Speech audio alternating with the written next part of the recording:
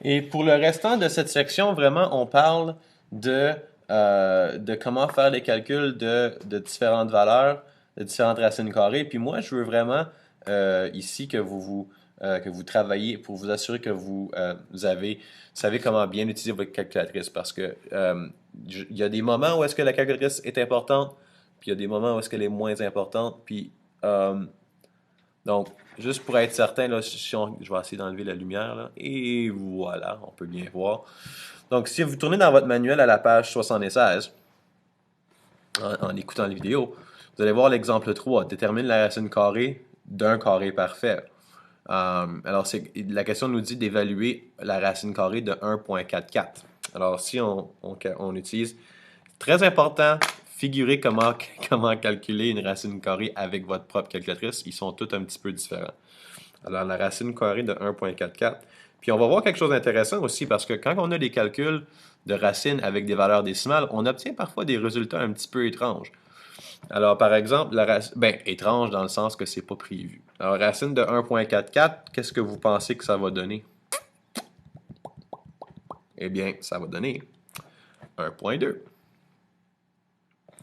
Euh, donc, si on fait 1,2 fois 1,2, ça va nous donner 1,44. Puis je peux même le prouver. Regarde, 1,2 fois 1,2. Regardons ça, 1,44.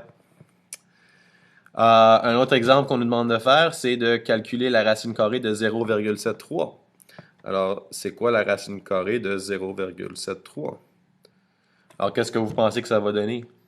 Valeur décimale? Valeur décimale plus petite ou plus grande que 0,73? Ben, regardons. Wow! Qu'est-ce que c'est ça? 0,854400375. Donc, une valeur qui est plus grande que 0,73, qui semble étrange, mais si on fait, je vais simplifier la chose là, si on fait 0,85 fois 0,85, ça va donner environ 0,73. Alors, assurez-vous, bien sûr, dernière chose là pour cette section, assurez-vous de savoir comment bien utiliser votre calculatrice. Vous allez voir qu'il y a des différentes questions qui vous demandent différents genres de calculs, euh, incluant des calculs sur l'aire de différentes formes.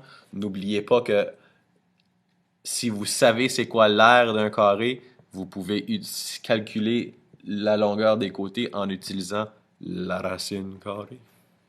Merci beaucoup et bonne journée.